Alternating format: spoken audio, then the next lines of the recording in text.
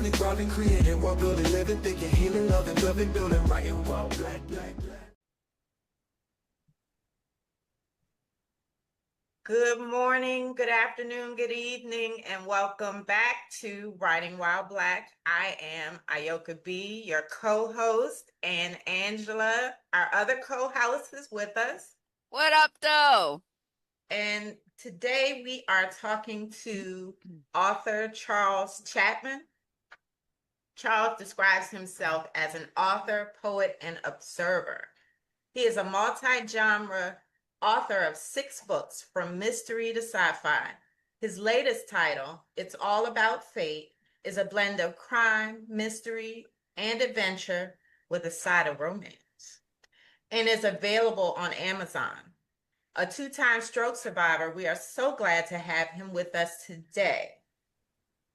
So welcome, Charles. Welcome. How are you Thank feeling you. today? Thank you so much. Glad to be here. Good, good. So did you want to add anything to your bio before we jump in? I just want to add one more thing. That I'm the director of a writers group in my local library here in LA. It's the AC Brew Writers Workshop. Mm-hmm. And that leads into one of the questions I had. So can you tell us exactly what you do there and what the group is about? The Writers Workshop has been in existence, I think, since 2011. Not sure. I'm one of the authors is a well-respected gentleman and entertainer. Has written books, lots of books, more than me. Odie Hawkins started the workshop. I started the workshop called the Workshop Lectures, actually workshops talking about how to get published, how to get started, and also finding alternatives for marketing, and started in 2005 with a writers group. But Odie took it over in 2011. He started the actual group, and I'm the third director in that group. It was another person, Pat Forte, who is a great woman, great author. So I took it over, and so far we've had 2 writers forums. We've had plenty of discussions, and we're planning more in the future. So that's my current job in the literary world so far. Okay. Thank you. Thank you for sharing that with us.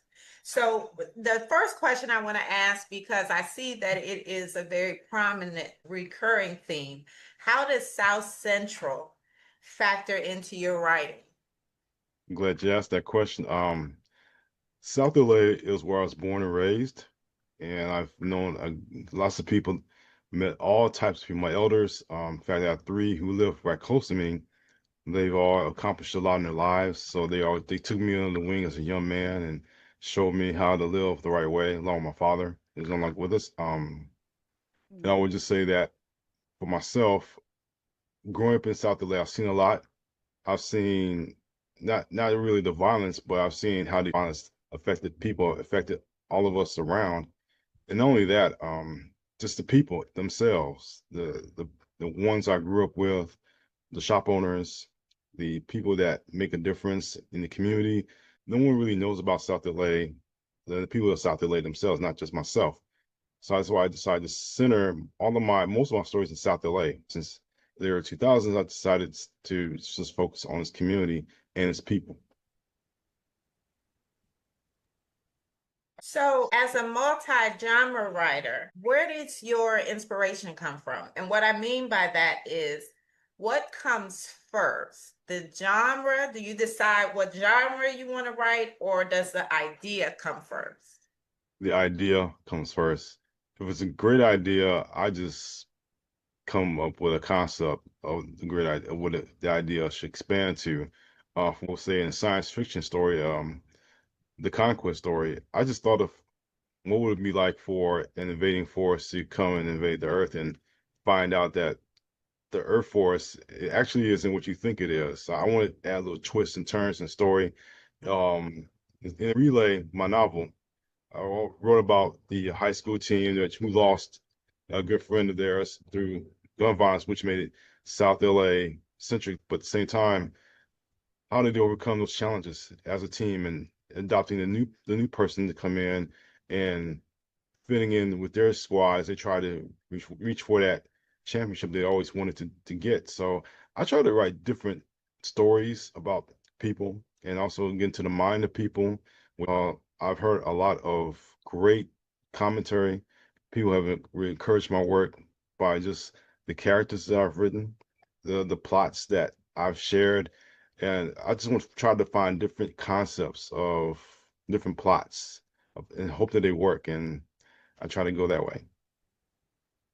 I kind of hesitated when I was asking the question because over here at Writing While Black, we shy away from the word genre a lot of times because we kind of just write. And a lot of times you get stuffed into a genre box, but I didn't know how else to really articulate that question. But thank you for answering it because I thought as much. I find that a lot of writers, the ideas, just come and they're driven by the idea and telling the story. Especially because of your current position, but in your longer bio, I read about some of the other spaces you've created for readers and authors.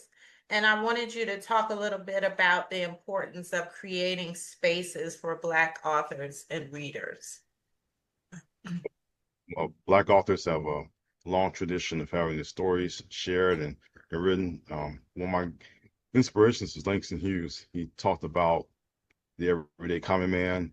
And Richard Wright, I really love Native Son because that's a novel that stuck with me. In fact, it's kind of a basis to some of the works that I've written.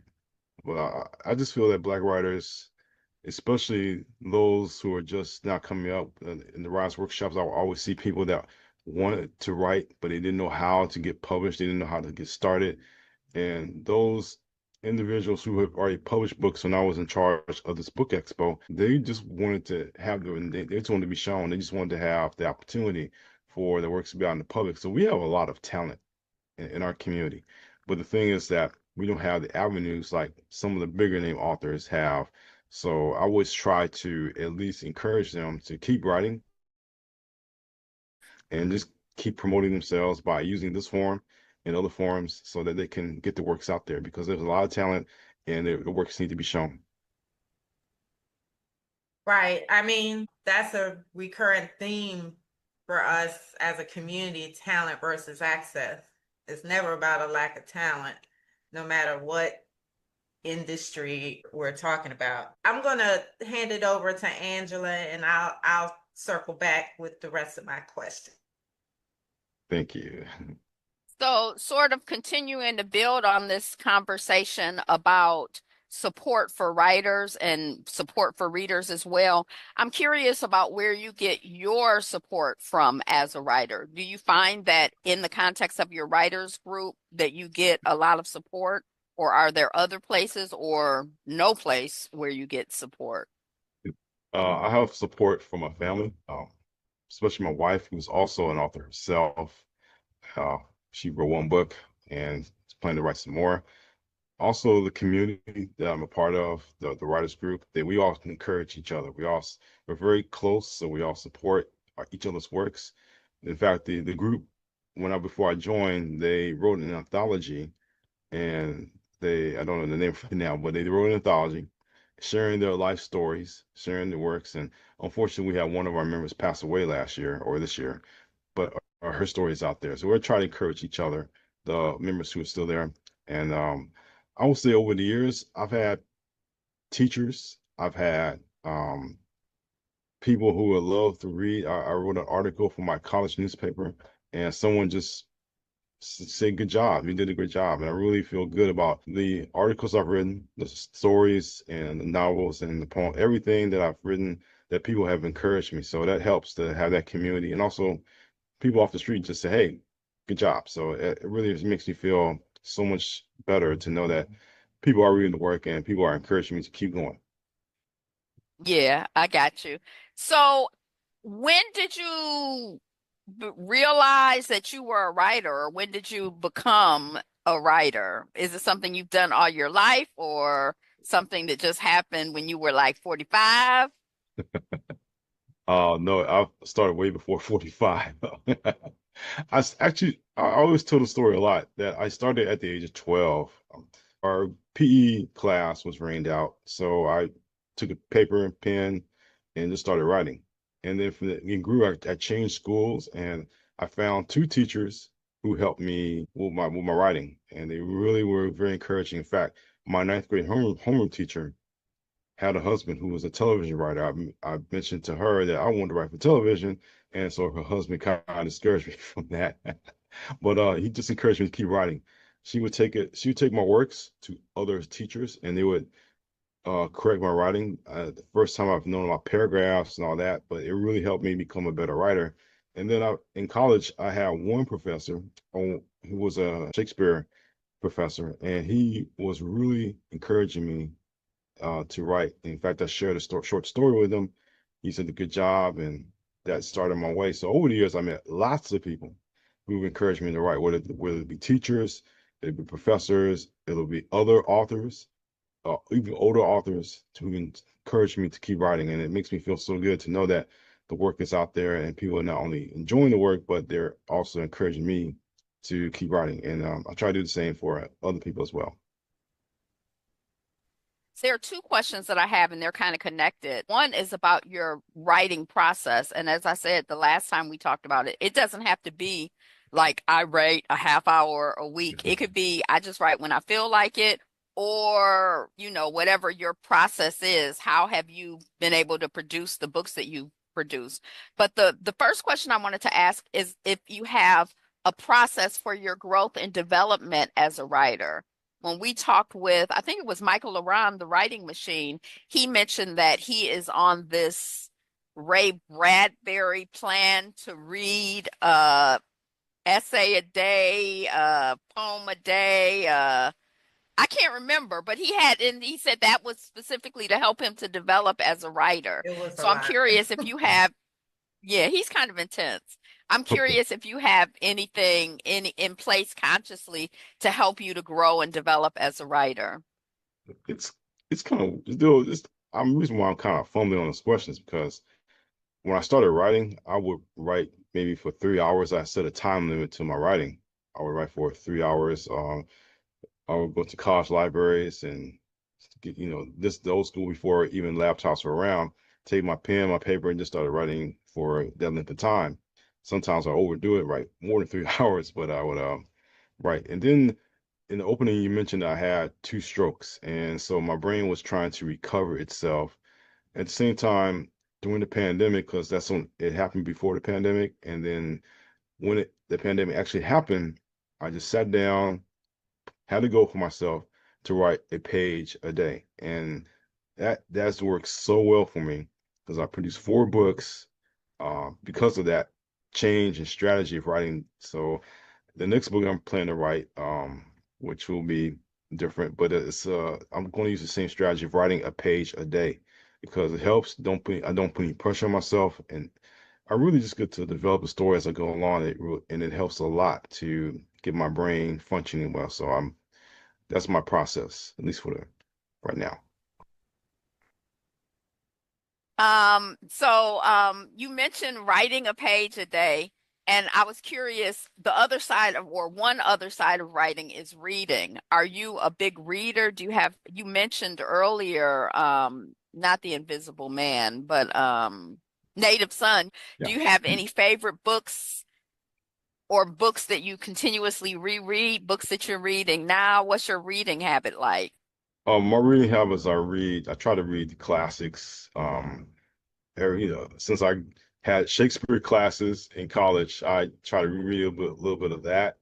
Um, Try to read a little bit of the Black authors. So like go back to Langston Hughes had a novel, no, a book of all of his short stories, and they were very interesting short stories, but he's more famous for the poems. But I try to read as many authors as I can.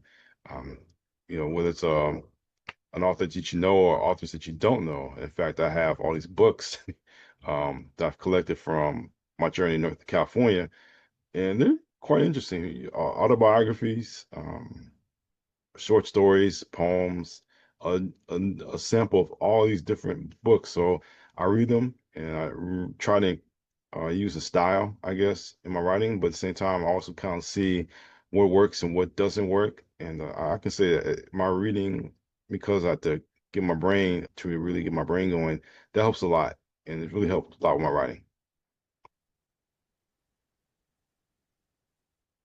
I have one more question. I'm gonna turn it over to you because I know we have some classic questions, but what do you love most about writing, being a writer, and Okay. what is your greatest challenge as a writer?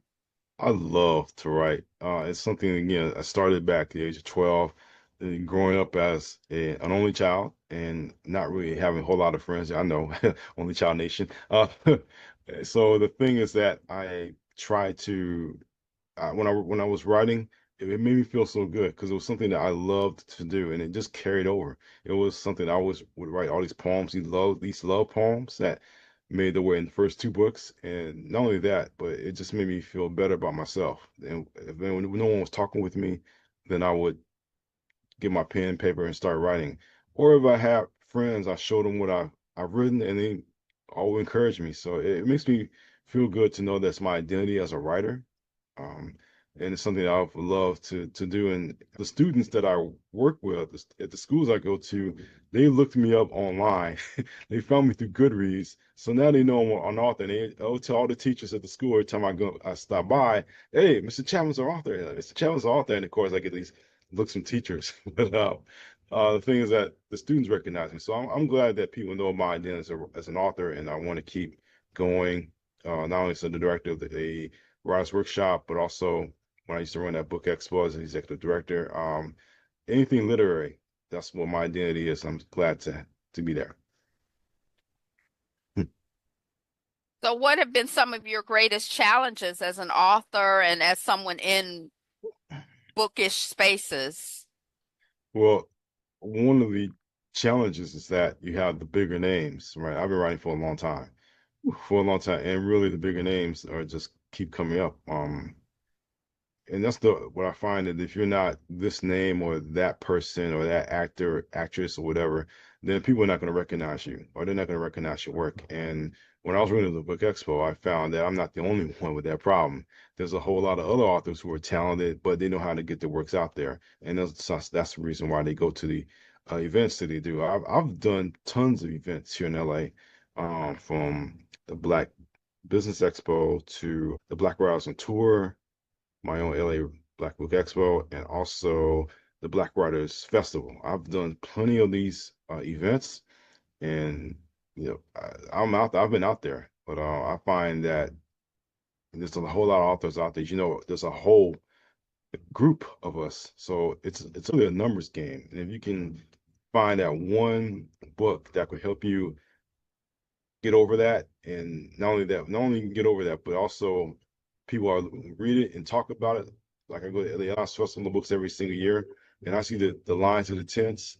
Not saying that I'm looking for that, but just to see a fan base of people that love what I write, and not only that, just to know that they support the works that I do. So that's a challenge I have to face every single day.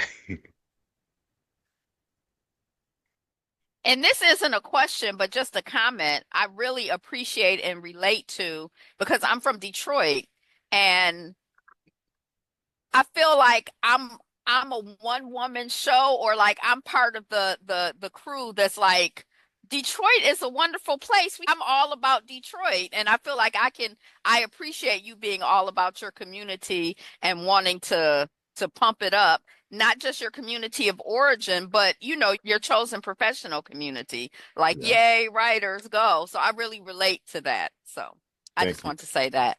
thank you. Yeah, it's important, for me to represent South LA because I'm born and raised here, and you've heard the stories, I'm sure, growing up that South LA was really such a bad place, and also in movies and in music, it kind of keeps that negative image about our community going. In the late 1980s, there would be these documentaries from the major networks. They come down here with their crews and they would talk to the residents, and then they come with these stories about South LA is so bad, and the gangs and the drugs and all this and that. And I said, I want to write something positive by the neighborhood because we got so much negativity and by the media that I want to just write something positive about the community and also not sugarcoat it, but also write about the effects of the violence in the community, which you will find in the bookstore of South Central. But I would say that, this reporter's backgrounds is to share everything that goes on in the community, the positive and negative, what the networks couldn't show and didn't want to show. I write that. So I'm very glad to represent South LA. Like I said, born and raised here, and just wanted to represent my community the best way I can by writing about it, writing the positive people that I've met and all the positive places, and not only that, but also writing about the issues that face us. And I feel very happy about that. I'm gonna continue to do that, and I'll just keep going. Ayoka and I know in Detroit around the 80s, like, there was a whole like shift in the dynamics of the community and gun violence due to the crack cocaine epidemic. And I noticed in one of your poems, kind of I don't remember the name of it, but kind of like a shift or a conversation about the shift in the community. And it made me wonder if that happened around the same time on the West Coast as it did in the Midwest and the East Coast. Was there like around that time period in history? Do you know if there was a change? Yeah, there was a change because I would say that, well, we all know that what 92 represented here in LA. In fact, I live down the street from the first fires that burned down the complete shop, store. But I would say that everyone from 92 has learned that it's better for us to work together. And even the gangs even recognize that. So they decide to, I think they called the truce, citywide truce. That's why you haven't had the violence that you had in the past, which is always a positive thing when brothers are always trying to make the community better. And I think the people that in general, LA is going through some changes right now because we have the Olympics in 3 years. So LA has always been changing. In fact, we have new people coming in. We have a development down the street from where I live that is going to be opening in a few months. And I will say that LA is changing. The people are changing, but still, the community that I live, we're still tight. We still respect each other, and it makes a stronger bond when you have people in one community, including our community, that makes that is really aiming for positivity and just making things happen. So I'm really glad to be part of this community and hope that it continues because it really needs that right now. I don't know if Walter Mosley writes about the community that you're in, but in the Easy Rawlings series, it's set in California. And so that's kind of like been my formative impression of Black folks in California. Yeah. And I always found it to be positive. So I didn't have the same, like a lot of negative information about California. Right. Mr. Mosley comes from a whole different background than myself. We live in the same neighborhood. In fact, most of us who live in this community, we have so many diverse backgrounds that our experiences may not be the same. He has more experience than I will ever have. So I'm not going to say his experience is wrong. His experience is his experience, and my experience is my experience. And I just hope that when people read my stories or my poems, that they understand I'm coming from one experience. And when they read Mr. Mosley's work, they know that's coming from a different perspective.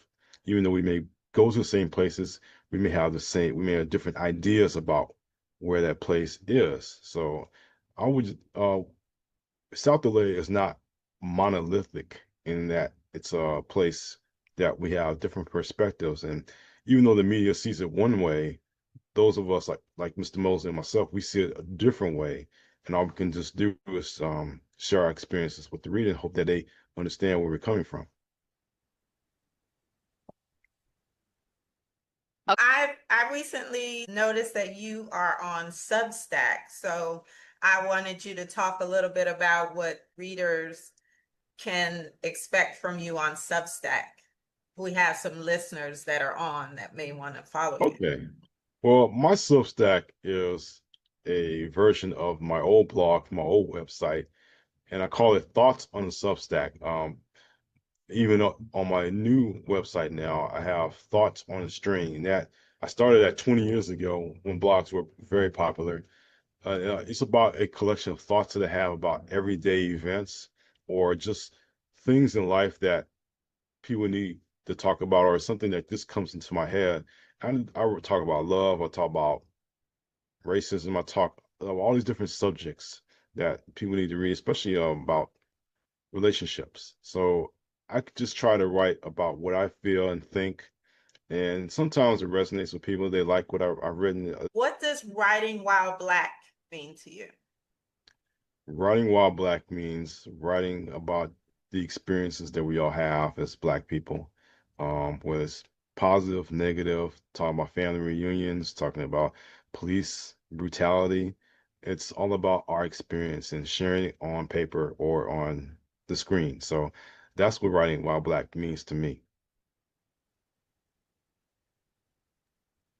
Thank you. Ayoka, you're an only child too? Yeah, yes. I'm my mother's only child. I grew up as an I'm only. my mother's only Yeah. child too. Now, I got some siblings. I have a brother. So is there, like you said, only child nation? And I'm like, is there like some kind of like something that we do since we're only child nation? Because I want to know about it. I don't want to be left out. Throw the sign up. Yeah, I actually find that only children, I mean, and this might be my bias, but it seems like we all seem to have a very rich imagination because you spend so much time alone, and usually are readers as well, because you know I mean you play by yourself, but that can get old.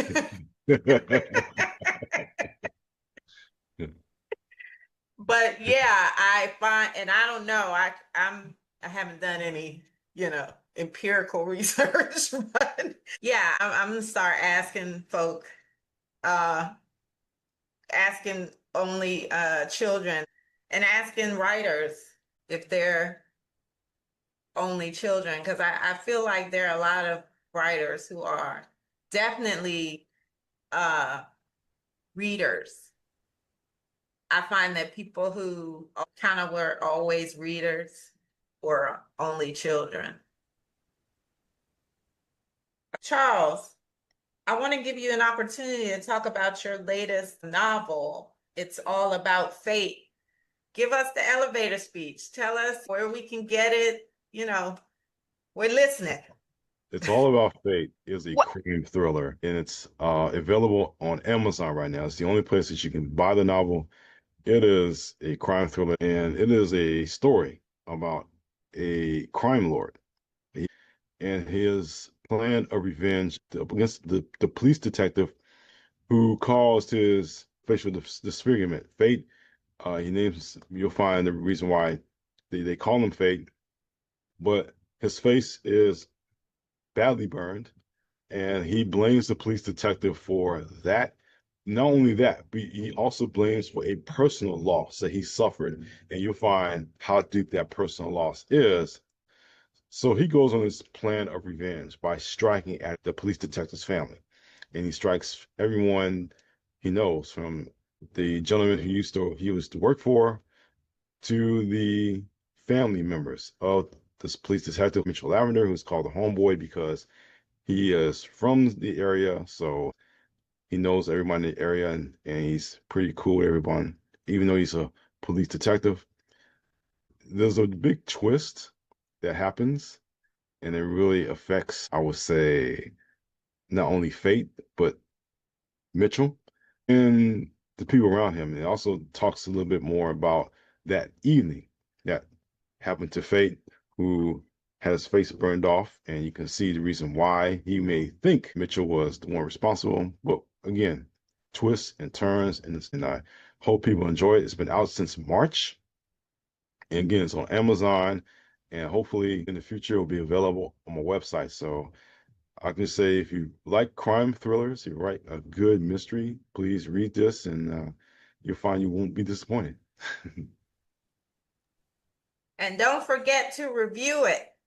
Yes, yes. And I love the cover. Where did you buy the cover? Did you design the cover? Did you hire the design? No, I have a good friend of mine who I've known for a long time. She is so great with the covers. She designed the sign. She designed the last three covers for my book, Fate, Re Strange Tales of Science Fiction, and Relay. Yeah, Relay. Yeah, yeah, yeah. I like that yeah. cover. Uh-huh. She does a great job, man. Uh, I want to just say her online name, because CC Monty is definitely my cover person now. My previous cover person for the Storm of South Central, unfortunately passed away, and he was good. He was a good guy. He did artwork for us for the expo, and I was in charge of that. But CC Monty, man, she's such a great artist and great cover designer. And she asked when the Storm of South Central was out, can I do your cover? But I always go to her, and man, she really Is she a black artist? she is Ah, okay. high school friend of mine that I've known such a long time, and she's so good at what she does. So if she's watching this, CC Monty the one. So that's it. Okay, Yeah, I want to put her. we'll have to put some of her contact information in the notes for the episode. She's a graphic designer. So yeah, I'll ask and see if she's going along with that. So help her get some more business.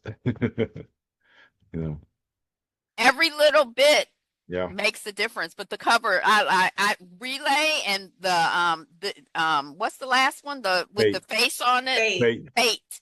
Yeah, that it's a those covers are Yeah, very like they make you want to jump in. yeah. She's good. She's really great. So. Yeah, that's my cover person and I'm gonna try to bother her for the next book I'm writing. Can I talk about the next book for a second? Okay. Yes, All right. yes. So the next book I'm working on right now is based on a short story that my cousin wrote for her high school creative writing class. And I like the story so much that I decided to expand on it.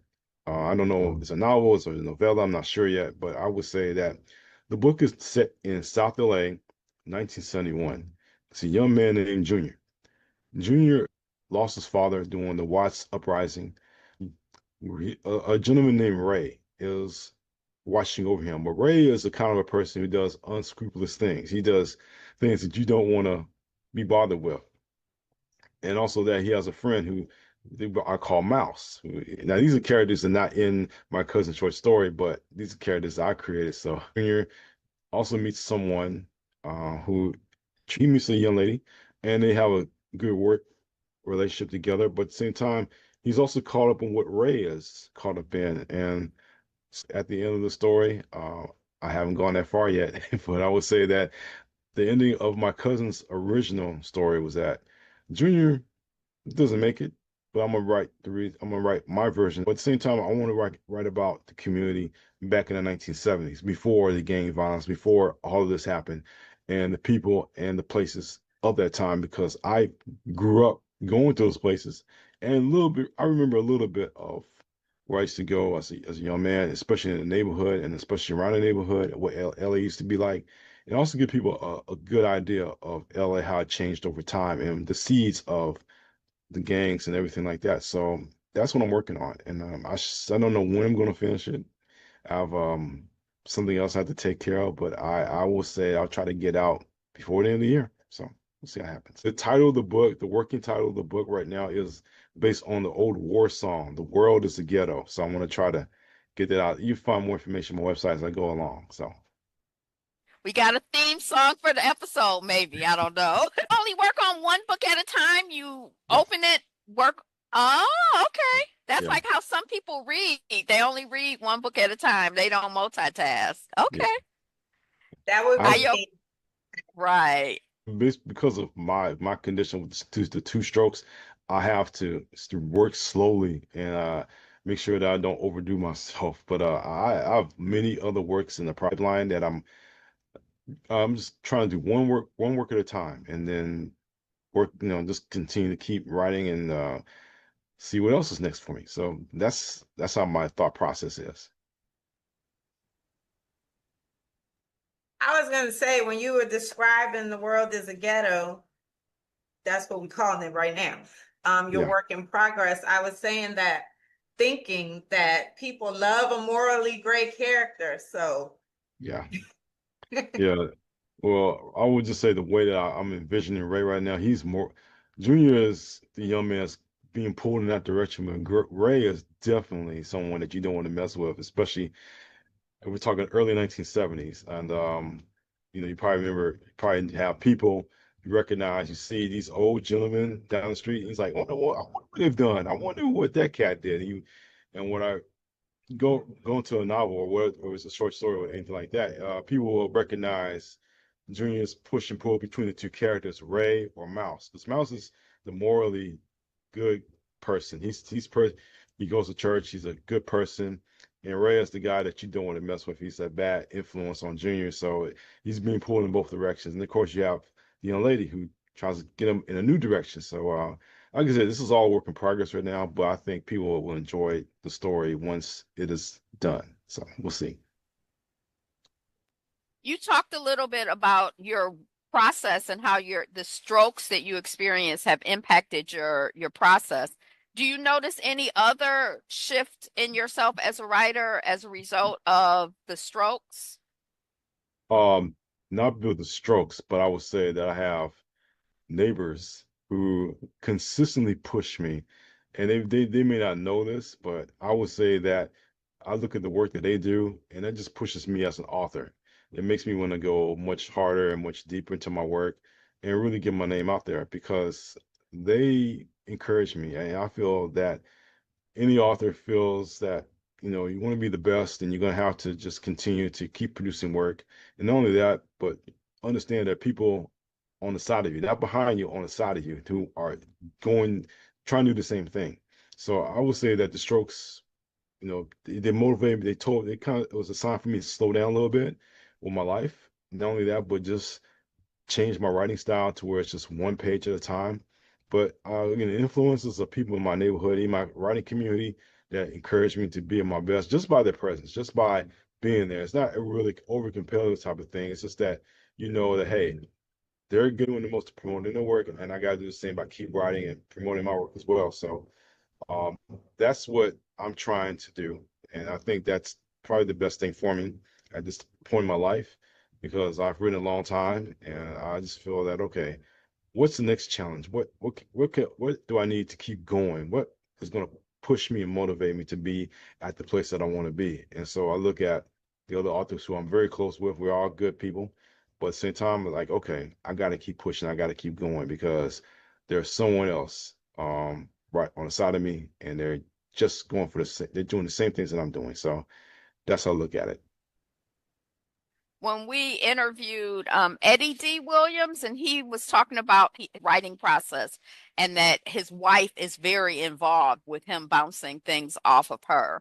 And I thought about, I'm married to a writer as well. And especially here recently, I've been very involved with his writing process. So I feel like we need to have like a group of writers married to writers or something like that. But I'm curious about your experience. Do you share your work with your wife? Or do you wait till everything's finished to share it with her? Or how is it being married to a writer? And vice versa, does she share with you or? Yeah, she's a blogger now. Written she's also on Substack. Letters from the Quiet, I think is her recent um Letters from the Quiet is her recent blog entry on Substack. But she was my editor for Relay and Strange Tales of Science Fiction. And I can just tell you that she has a good eye about detail. She has a great eye about characters and how they fit in the story. So I trust her judgment more than I trust, anybody else as far as my editing my work.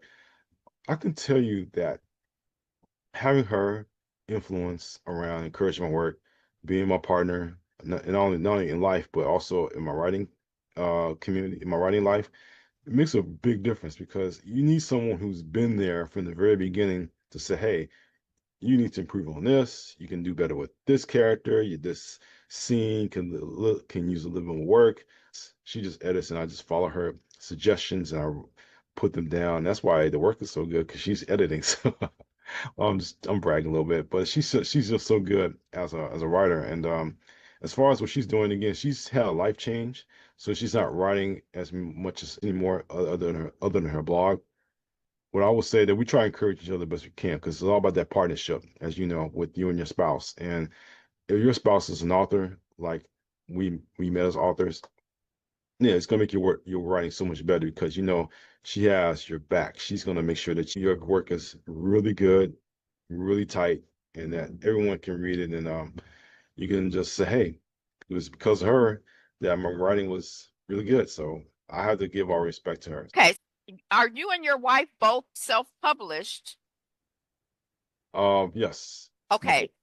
So earlier when you kind of talked about the expos and when you talked about the writing group, you were talking about some of the frustration that you can have by not being a big name and getting how do you get yourself out there so that people can find your work. And so I wanted to know about any strategies that you had come across personally or in observation that were particularly effective as marketing tools, as ways of getting our work out there as independent authors.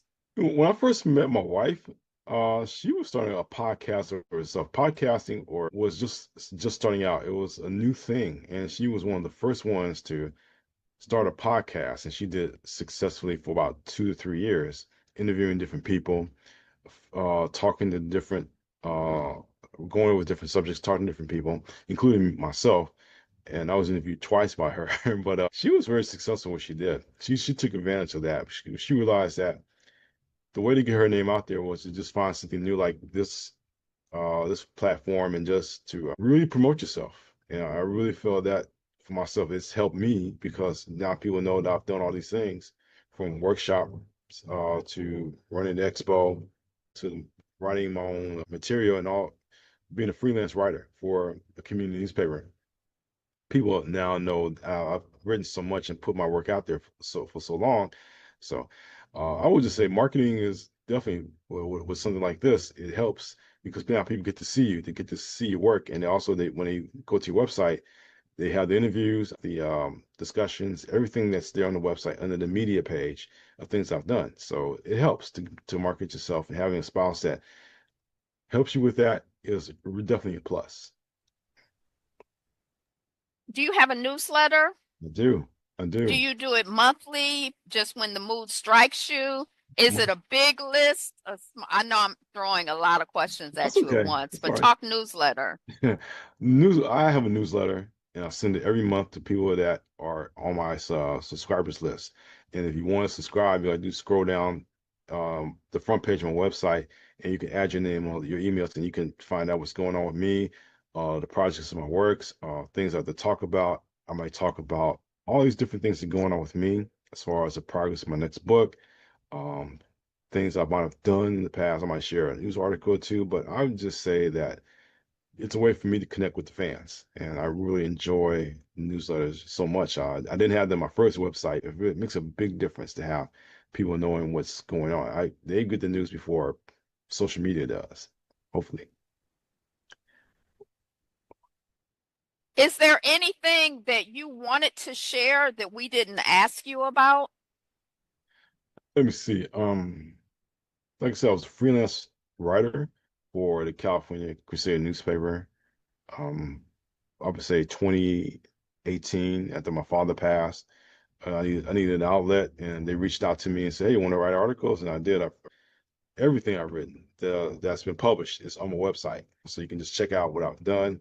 You can on the website. I will say you can also check out video, my interviews, past interviews. Probably this one will be posted one day on the website, and I would say that my thoughts on the string, my blog is also there.